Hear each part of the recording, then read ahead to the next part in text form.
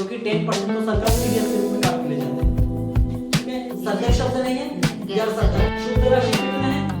5,940 रुपए शुद्ध था, जिसको हम सॉल्वेंट 90 से शकल किए और 6,600। 31 मार्च 2022 को समाप्त होने वाले वर्ष में मिस्टर एक्स के निम्नलिखित विनियोग थे। विनियोग मतलब पैसा फंसाना, इन्वेस्ट करना। कहां कहां पे लोग पैसा लगाए थे वो दिया है इसमें। सबसे पहला है 50,000 रुपए के 12% हरियाणा राज्य विद्युत परिषद बॉन्ड्स। बॉन्ड्स में विनियोग किया, बॉन्ड्स को खरीदने के लिए पैसा फंसाया। किस चीज का बॉन्ड्स है ये? हरियाणा राज्य विद्युत परिषद का बॉन्ड्स। कितना हजार रुपए फंसाया उस चीज में? वो 50,000 रुपए का विनियोग किया, उसने इन्वेस्ट किया। तो इस पर ब्याज कितना मिलेगा? 12% की दर से ब्याज मिलेगा। फिर सेकंड नंबर भी दिया है कि 40,000 रुपए के 13% इलाहाबाद विकास बॉन्ड्स, यानी कि इलाहाबाद विकास बॉन्ड्स के पीछे इन्वेस्ट किया है 40,000 रुपए और उसमें इसको ब्याज मिलने वाला है 13% की दर से। फिर है पारिवारिक पेंशन। पारिवारिक पेंशन कितना है? 24,000 रुपए। इस क्वेश्चन में पारिवारिक पेंशन को लेके झमेला होगा देखना इसमें, क्योंकि जो क्वेश्चन बोला है नीचे क्या बोला है? अन्य साधन शीर्षक में प्रतिभूतियों पर ब्याज से आय की गणना कीजिए। यही इसका मेन समझने वाली बात है यहाँ पे, कि जो हमें गणना करने बोला है वो प्रतिभूति जो था हमारा, उस पर कितना पैसा विनियोग किए, उससे कितना ब्याज मिल रहा है। जितना विनियोग किए, विनियोग पर कितना ब्याज मिल रहा है, उसकी गणना करने बोल रहा है यहाँ पे। अन्य साधन शीर्षक में करोगे आय की गणना करने नहीं बोला है, या अन्य साधन से आय की गणना करने नहीं बोला है। इस कारण से पारिवारिक पेंशन यहाँ पे नहीं आएगा। पारिवारिक पेंशन को हम छोड़ देंगे। पारिवारिक पेंशन को छोड़ के जो बचेगा, जितने सारे चीज विनियोग किया, जिस जगह पे या जिस चीजों पे विनियोग किया है, अपना बॉन्ड्स में, ऋण पत्र में, अंश में, जिन सारे चीजों में विनियोग किया, वही सब का ब्याज यहाँ पे आएगा। और प्रतिभूति जितना सारा है लाइन से हमारा, उन सब में जितना ब्याज मिलेगा उसी की गणना यहाँ पे करना है। उसके अलावा कोई दूसरा चीज आया, जैसे पारिवारिक पेंशन आया, तो उसको यहाँ पे नहीं लिखना है। अगर बोलता अन्य साधन से आय की गणना कीजिए, तो हमें पारिवारिक पेंशन, संचालक शुल्क जितना सारा दिया रहता सब लेते। यहाँ पे सिर्फ विनियोग पर कितना ब्याज मिलेगा वो पूछे, तो हमें सिर्फ विनियोग पर ब्याज को दिखाना है। इसके अलावा क्वेश्चन में जो भी चीज आएगा, भले अन्य साधन से रिलेटेड है, पर भी हमें उसको नहीं लिखना है यहाँ पे। यही इसका मेन बात है। फिर दिया है chits India private limited company की करमुक्त सुरक्षित ऋण पत्र पर ब्याज प्राप्त हुआ। इसमें देखो समझने वाली बात है यहाँ पे। चिट्स इंडिया प्राइवेट लिमिटेड मतलब हमारा गैर सरकारी प्रतिभूति है, ये गैर सरकारी कंपनी है। गैर सरकारी कंपनी प्राइवेट लिमिटेड दिया है, और गैर सरकारी का करमुक्त रक्षित ऋण पत्र है क्या? सुरक्षित प्रतिभूति है, सुरक्षित प्रतिभूति है लेकिन करमुक्त है। अब कल ही यहाँ पे रूल बताया था कि जो गैर सरकारी का होता है, गैर सरकारी का करमुक्त होने से हम उसको हमेशा शकल करते हैं, चाहे कुछ भी हो जाए वो। और गैर सरकारी का कर योग्य होने से जब प्राप्त लिखा रहेगा, शुद्ध लिखा रहेगा, तभी उसको शकल करना है, इसके अलावा शकल नहीं करना है उसको। और इसका अमाउंट दिया है 5,940 रुपए का। फिर 72,000 रुपए के 10% करमुक्त एक कंपनी के लिस्टेड ऋण पत्र। ये ऋण पत्र है, ये भी करमुक्त है, इसको भी शकल करना है। यहाँ पे कंपनी बोला मतलब प्राइवेट कंपनी है ये।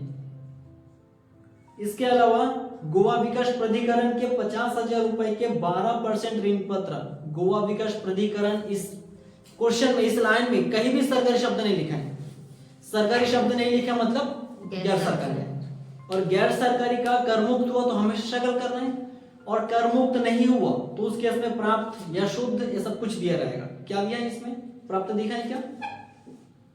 प्राप्त नहीं लिखा है, ठीक है, तो इसको हम डायरेक्ट पर्सन काट के लिख देंगे, हम शकल नहीं करेंगे इसको।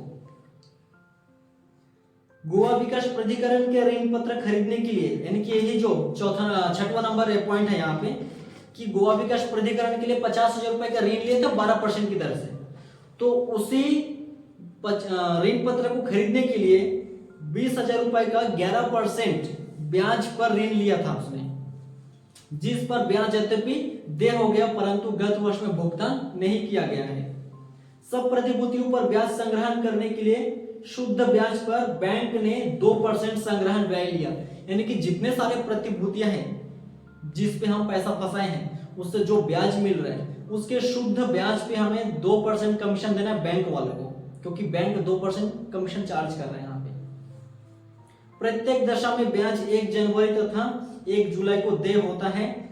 उसकी अन्य साधन शीर्षक में, आय शीर्षक में प्रतिभूतियों पर ब्याज की आय की गणना कीजिए, यानी कि उसको ब्याज कितना मिला, ब्याज निकाल के देना है। हमें पारिवारिक पेंशन यहाँ पे नहीं लिखना है, और कोई दूसरा चीज आएगा जो अन्य साधन से रिलेटेड रहेगा वो भी हमें यहाँ पे नहीं लिखना है। खाली जो विनियोग किया, विनियोग पर जितना ब्याज मिल रहा है उतने को शो करना है यहाँ पे। इस क्वेश्चन में यही मजे वाली बात है यहाँ पे, इसको बताते रहना फर्स्ट से। फर्स्ट में क्या है, हरियाणा राज्य विद्युत परिषद बॉन्ड्स, हरियाणा राज्य विद्युत परिषद बॉन्ड्स कितने रुपए का, 50,000 का 12%, 50,000 का 12%, कितना होगा 6,000। उसके बाद 40,000 रुपए के 13% इलाहाबाद विकास बॉन्ड्स, इसको पूरा लिख देना, इलाहाबाद विकास बॉन्ड्स, इलाहाबाद विकास बॉन्ड्स है ये 40,000 रुपए का 13%, कितना होगा 5,200। पर ये कर मुक्त है कि करोग्य है, करोग्य है। फर्स्ट नंबर सेकंड नंबर दोनों करोग्य है यहाँ पे, और गैर सरकारी या सरकारी शब्द इसके बीच में नहीं है। इसके बाद फिर पारिवारिक पेंशन, पारिवारिक पेंशन को शो कर सकते हो, नहीं लिखना तो भी नहीं लिख सकते हो, पारिवारिक पेंशन नहीं लिखना यहाँ पे, या इसको शो ही मत करना क्वेश्चन में, तो ये सबसे बेहतर रहेगा उसको। फिर चिट्स इंडिया प्राइवेट लिमिटेड की करमुक्त सुरक्षित ऋण पत्र पर ब्याज, ये हमारा प्राइवेट कंपनी है चिट्स इंडिया लिमिटेड, और इसका जो प्रतिभूति है सुरक्षित है, चाहे सुरक्षित असुरक्षित उससे हमें मतलब नहीं है, लिस्टेड अनलिस्टेड से भी कोई मतलब नहीं है, हमें मतलब है कि वो प्राइवेट है कि सरकारी। यहाँ पे चिट्स इंडिया प्राइवेट लिमिटेड खुद बोल दिया प्राइवेट है, करमुक्त है कि करोगे है, करमुक्त है यहाँ पे, तो उसको शक्ल करना है यहाँ पे, chits India private limited, chits India private limited, chits India private limited कितने का है 5,940। इसका शक्ल करो 100/90 से, 5,940 नहीं, तो 5,940 पुराना बुक होगा, 6,600 टोटल कितना हुआ ये फिर 6,600। ये हो गया अपना शकल राशि। इसमें दो यहाँ पे पहचान दिया था, एक तो करमुक्त तो बोला था, ऊपर से प्राप्त भी बोला था, तो हम शकल कर दिए इसको। फिर नेक्स्ट है हमारा 72,000 रुपए के 10% करमुक्त एक कंपनी के ऋण पत्र, कंपनी के ऋण पत्र है 72,000 रुपए, लेकिन बीच में करमुक्त बोल दिया, कंपनी है मतलब हमारा गैर सरकारी, और करमुक्त बोल दिया तो इसको हमें शकल करना है। तो क्या नाम क्या है इसका, एक कंपनी के लिस्टेड ऋण पत्र, बस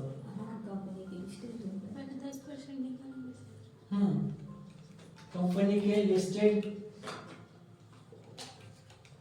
ऋण पत्र, कंपनी के लिस्टेड ऋण पत्र कितना है 72,000 का 10%, कितना होगा ये 7200। 72, सबसे पहला परसेंट काटना है, जो आंसर आया 7200 इसको शक्ल करना है, क्योंकि क्वेश्चन में आगे उसमें करमुक्त लिखना है, तो गैर सरकारी का जब भी करमुक्त होता है हम शक्ल करते हैं 100/90 से, इसको शक्ल करो 100/90 से 8,000 रुपए का। उसके बाद गोवा विकास प्राधिकरण के 50,000 रुपए के 12% ऋण पत्र, गोवा विकास प्राधिकरण हमारा ये इसमें सरकारी शब्द लिखा है क्या कहीं पे नहीं लिखा है, मतलब गैर सरकारी है, गैर सरकारी का करोगे है कि करमुक्त है, गैर सरकारी का करोगे है कि करमुक्त है, कुछ नहीं बोला, मतलब करोगे है। अब करोगे अगर है गैर सरकारी का तो शक्ल कब करना है, जब प्राप्त या शुद्ध लिखा रहेगा मिला, तो इसमें कुछ भी नहीं लिखा है, तो हमें डायरेक्ट परसेंट काट के लिख देना है इसमें। तो गोवा विकास प्राधिकरण, गोवा विकास प्राधिकरण के ऋण पत्र कितना वाला है ये 50,000 तो 12% 6,000। अब यहाँ पे कर मुक्त नहीं था तो हम शकल नहीं किए, गैर सरकारी का कर हो गया है डायरेक्ट लिख दिए इसमें, प्राप्त या शुद्ध भी नहीं था कि हम शकल करते उसको।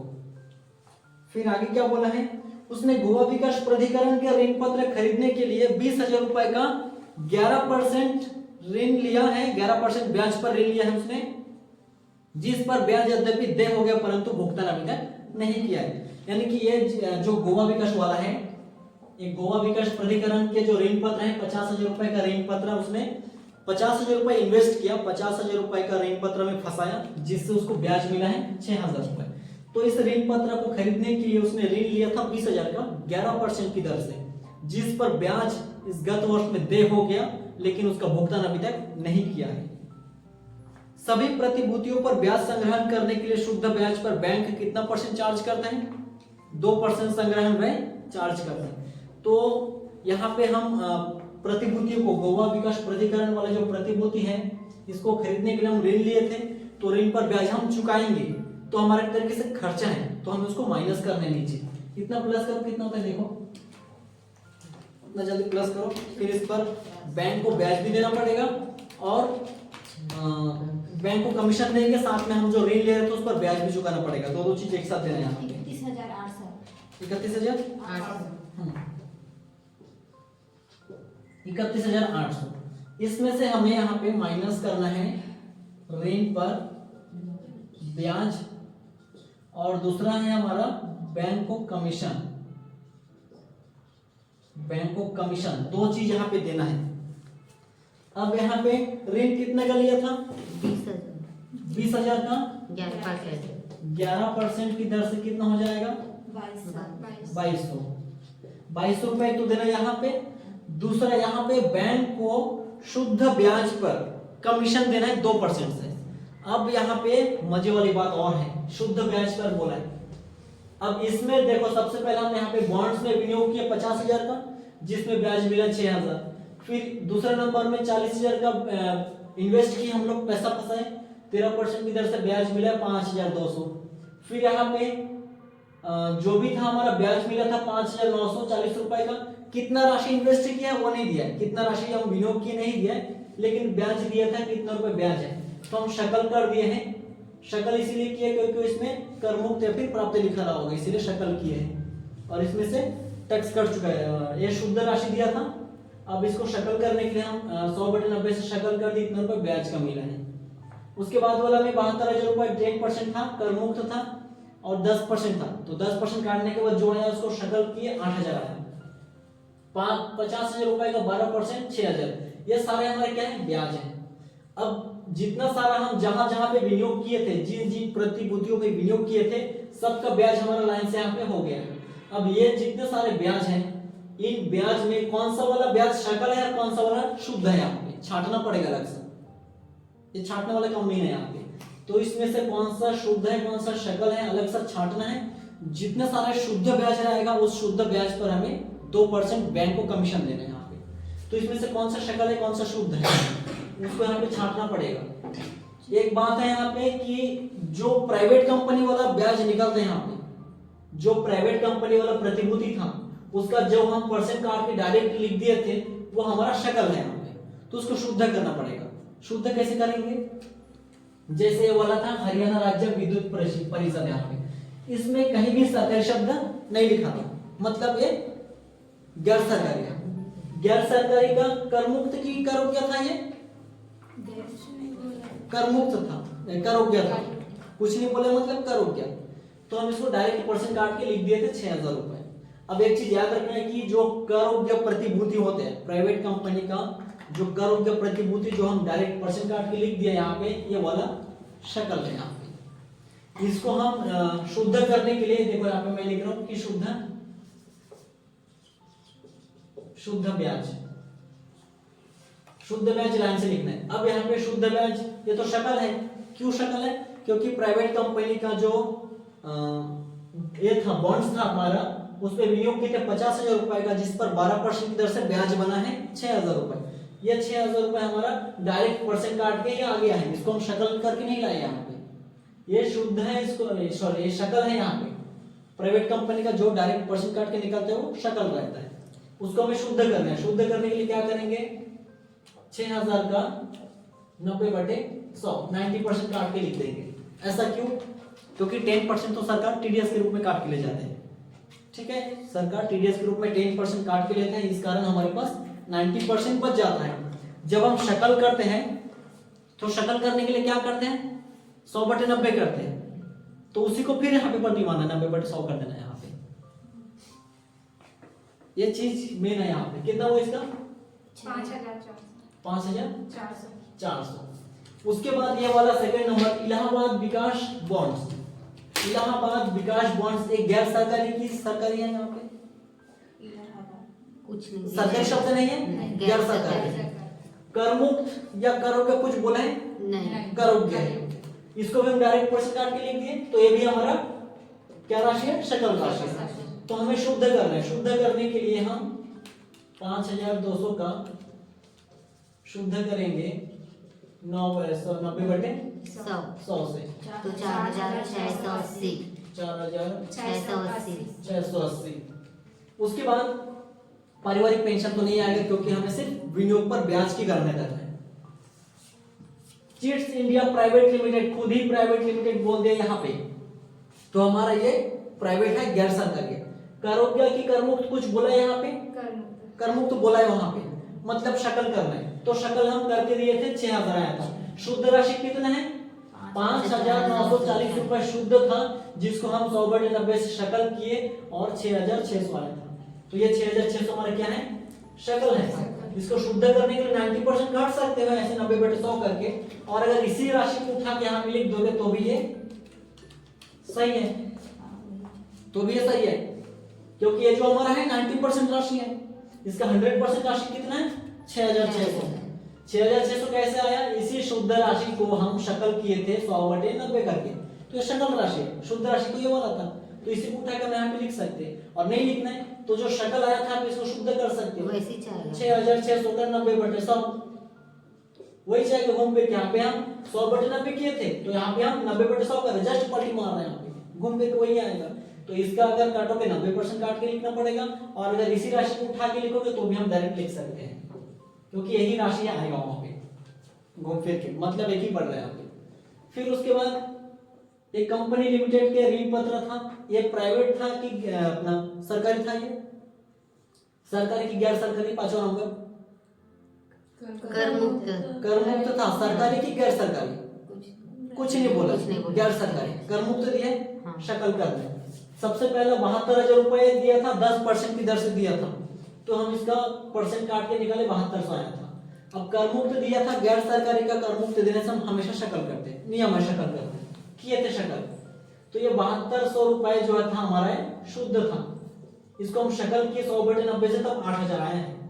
तो हम इस शुद्ध राशि को हम डायरेक्ट यहाँ पे लिख सकते हैं, या फिर अगर यहां से लेंगे तो 8,000 का 90% काट दो, मामला वही आ रहा है, 7200 का ही आएगा। उसके बाद ये वाला गोवा विकास प्राधिकरण के ऋण पत्र है, तो एकदम प्राइवेट दिख रही है, सरकारी नहीं है, गैर सरकारी है। करमुक्त है कि करोगे, कुछ बोला है वहां पे, कुछ नहीं बोला है, करो क्या है। तो 50,000 का 12% 6,000 हम काट के लिख दिए हैं, ये हमारा क्या है, ये शकल है, इसको हमें शुद्ध करना है। तो 6,000 का 90/100 करेंगे तो 5400, 5,400। ये जितने सारे राशि यहाँ पे निकला है, ये सब के सब शुद्ध राशि है, शुद्ध ब्याज है। ये शुद्ध ब्याज की राशि है पूरा। इन शुद्ध ब्याज को जोड़ो, इन शुद्ध ब्याज पर बैंक को 2% कमीशन देना है। इन शुद्ध ब्याज को जोड़ो पूरा 28,620। 28,620 28,620 रुपए, इसमें बैंक को 2% कमीशन देना है। 28,620 का 2% कमीशन देंगे तो 572.4। तो राउंड फिगर नहीं होगा, तो 4 को हटा दो, 572 ही लिख दो। 572 रुपए बैंक को कमीशन देना है। तो अब हमारा जो मेन सॉल्यूशन है वो हमारा वर्किंग नोट में जाएगा। ये चीज, ये हमारा शुद्ध राशि की गणना वर्किंग नोट में जाएगा। ये हमारा मेन सॉल्यूशन था। मेन सॉल्यूशन का हम टोटल किए थे 31,800 आया था। उसमें हमें सबसे पहला जो हम ऋण लिए थे गोवा विकास प्राधिकरण को ऋण पत्र खरीदने के लिए ऋण लिए थे 50,000 का, मतलब 50,000 का इन्वेस्ट किए हैं, 50,000 का ऋण पत्र खरीदे हैं हम लोग। उसको खरीदने के लिए 20,000 का लोन लिए थे, उस पर 11% की दर से 2,200 रुपए ब्याज चुकाना है यहाँ पे। और जितना सारे शुद्ध ब्याज है उस पर बैंक को 2% की दर से कमीशन देना है 572 रुपए। अब इन दोनों को मिला के हमें पेमेंट करना है। कितना है ये दोनों के दोनों हमारा खर्चा है 27,700 कितना? 2,772 रुपए। अब जरा माइनस करो इसमें से 29,028 29,028 कितना आया है? आया ठीक है। तो ये अन्य साधन से कर रुपया है, अन्य साधन से कर रुपया। इस क्वेश्चन में मेन बड़ी बात यहाँ पे शुद्ध ब्याज को अलग से छांटना और उस पर ब्याज निकालना, ये मेन है। चौथा नंबर ऐसे बनेगा, इसके जैसा 27 नंबर बनेगा, 24 नंबर में बनेगा। ये थोड़ा लो क्वालिटी वाला था, 24 नंबर थोड़ा हाई क्वालिटी आएगा, 27 नंबर और थोड़ा ज्यादा हाई क्वालिटी आएगा। इसमें ये 3 क्वेश्चन जिससे बन जाएगा अन्य साधन चैप्टर का, इसके बाद पूरे चैप्टर भर में किसी क्वेश्चन में डाउट नहीं जाएगा, उसमें पूरा बन जाएगा। ये 3 क्वेश्चन मेन है इस चैप्टर में, क्योंकि इसमें ब्याज की गणना करना पड़ता है, कभी शकल ब्याज पर तो कभी शुद्ध ब्याज पर। अगर इस क्वेश्चन में शकल ब्याज पर ब्याज की गणना करने बोलता है, कमीशन की गणना करने बोलता है, तो जितने सारे शकल था उस शकल राशि पर ब्याज की गणना करना पड़ता हमें। लेकिन हमें यहाँ पे क्या बोला था? शुद्ध ब्याज पर। तो इन सभी शकल राशियों को हम शुद्ध किए, जो यहाँ पे आया था उस पर ब्याज काटे 2%, 572 रुपए आया था। फिर 572 को मैं यहाँ पे माइनस कर दिया, एक साथ दोनों को जोड़ के यहाँ से माइनस कर दिया यहाँ पे। तो आगे अन्य साधन से आया यहाँ पे। इसमें क्या कुछ समझ नहीं आया? पूछो, कहां से समझ नहीं आया कुछ खास? ऐसा करना पड़ेगा 24 नंबर में भी, 27 नंबर में भी। किसी को कुछ पूछना है? नहीं पूछना? बढ़िया।